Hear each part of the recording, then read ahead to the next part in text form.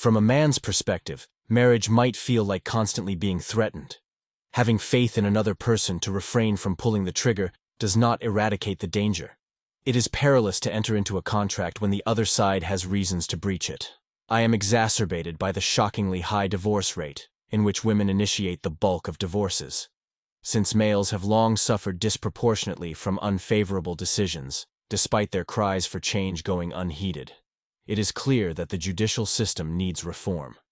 Marriage as a concept is not at issue. Rather, the problem lies with the conditions used to construct it. Most men don't take advantage of the chance to make the contract work for them before signing. Most people don't realize that many marriage laws have unpopular provisions that hurt men. A man's interests can be adequately protected by tailoring a contract to his own needs, as the state-provided templates are not legally enforceable. Prenuptial agreements help mitigate some of the drawbacks of traditional marriage contracts in some nations, such as the United States. I can relate to the hardship of the situation as a Gen X male who understood the validity of these issues years ago. Finding a mate who loves and cares for you just as much has been a persistent goal. Modern society has made the sensible decision to remain single rather than enter a marriage that encourages one person to quit for any reason, even boredom. As if that weren't bad enough, dads often find themselves unable to see their children following such tragedies, which compounds the emotional and financial losses they may suffer.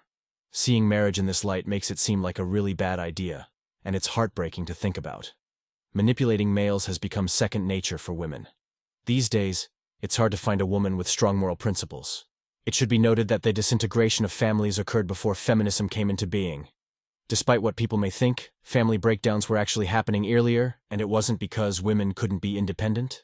Family dynamics cannot be fully explained by historical constraints such as women's lack of voting rights, land ownership, and their treatment as property. The breakdown of families was just one example of how deeper forces, frequently motivated by economics, were working to change social institutions. In a happy relationship, physical intimacy plays a key role. When a couple's physical and emotional intimacy begins to fade, it's normal to wonder if their partner is being unfaithful. Relationships can suffer when partners aren't physically close to one another, which can lead to a decrease in emotional and verbal communication. Intimacy problems in marriages have traditionally been fueled by traditional causes such as stress, poor self-esteem, rejection, and resentment. Nonetheless, new elements have emerged, such as the ubiquitous woke feminist narrative, which takes a stand against men and gives women a false feeling of strength when they avoid physical contact.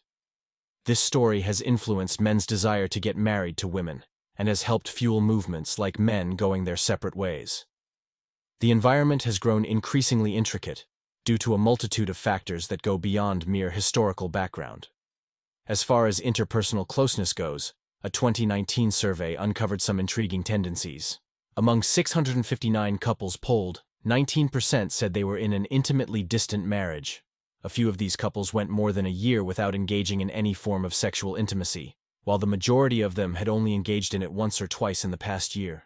Whereas 21% of couples reported enjoying personal moments a few times each week, 25% claimed weekly closeness. Approximately one-third of married couples reported engaging in sexual relations between 1 and 3 times each month. It's obvious that wives' desire to engage in sexual relations with their husbands has diminished through the years. One possible explanation for this trend is that males do not hold their spouses to the same standards of conduct that got them engaged or married. Some men think they don't have to put in any more effort once the ring is on. The frequency of intimacy usually diminishes as a relationship progresses from girlfriend to wife. It's no secret that Western couples exhibit certain troubling behaviors. Something that happens frequently is what is jokingly called starfish intimacy. People tend to become too comfortable, lose their excitement, and not take any initiative. Wives value financial gifts more than public demonstrations of affection, demonstrating how public and private behaviors differ. The man's influence may diminish after getting married due to a change in the balance of power. There is some truth to the idea that marriage is bad for guys. Women may be more apathetic than they appear because of this understanding. A lot of women see marriage as a chance to cash in on benefits in the event of a divorce. It's like getting a ticket they've been holding on to since the big day. One way to understand the difference is to look at how girlfriends and husbands act. For the sake of their partner's happiness, girlfriends frequently go above and beyond. Their efforts to make their partner's life easier extend beyond just being physical when asked. They put effort into how they look, are polite in public, refrain from getting into pointless fights, and savor their partner's companionship. The opposite is true for girlfriends, who are often better able to read their partner's demands and adapt their behavior appropriately. When they're with someone they really value and want, their degree of focus increases dramatically. A complex dynamic can arise in the world of relationships when commitment is used to leverage advantages. The concept of the stereotypical Western wife seems to be dying out in today's society. More and more men would rather have a girlfriend than deal with the complications of marriage. Women often talk about wanting faithful husbands, but being a faithful wife is often overlooked. A lot of women would rather be on their own than be a wife because they hate all the work that goes into it. Marriage, which was formerly viewed as a show of dedication, now comes with substantial financial concerns. Because of the legal repercussions, such as the division of assets and income, a guy may end up with a portion of his earnings. There is no denying the significant change in leverage. In many cases, there is no going back once the wedding band has been put on. Disparities are shown via real-life examples. More often than not, partners put on weight, closeness decreases, and unfavorable attitudes about spending continue unabated.